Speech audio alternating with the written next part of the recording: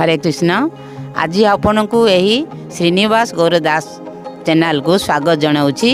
आपण यही चैनल रे जदि नुआ करी आछंती ताले हे चैनल को सब्सक्राइब करंतु एवं लाइक करंतु एवं प्रतिदिन गोटे गोटे भगवत गीतार श्लोक मध्य शुणंतु एवं यही श्लोकर सारांश मु आपण को सुनेबी। तेणु आज मध्य यही भगवत गीतार गोटे श्लोक विषय मु सुनाऊँगी, आपण शुणंतु।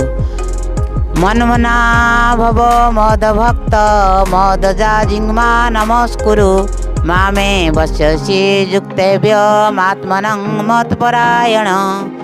मन मना भव मद भक्त मदजा जिंगमा नमस्कुरु मामे वश्यसि युक्तेभ्यमात्मनं मत्परायण।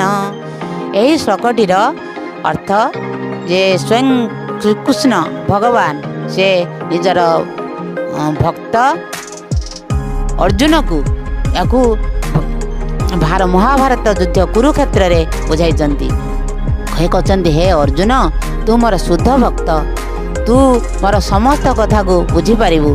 तेणु संसार सृष्टिकर्ता होती मु, तेणु मु ए सृष्टि की जेमिति चलेबी ए सृष्टि समस्त जीव सेमिति चलिबे। मो इच्छा रे मो बिना इच्छा रे गछर पत्रटिए मध्य हले ना।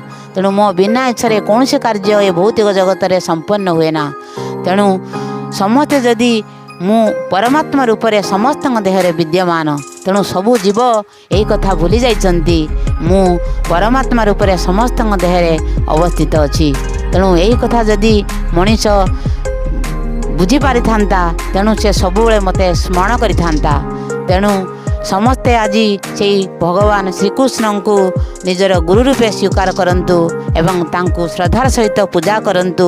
एवं सेथिपाई भगवान अर्जुन को कहते हे अर्जुन तुमे मोर भक्त हुओ एवं मते श्रद्धार सहित पूजा कर एवं मते नमस्कार कर एवं तुमे मोर शरणागति हुओ।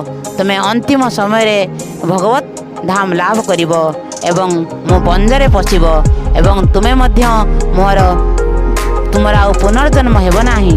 तेणु भगवान शरणागति हेले मनुष्यर पुनर्जन्म हुए नाही। तेणु आज यही श्लोकटीर सारांश मु आपन को कहूची। तेणु यही अनेक श्लोक मध्य मोर प्रतिदिन गोटे गोटे शुणेबी आपन को। आज रहूची, धन्यवाद।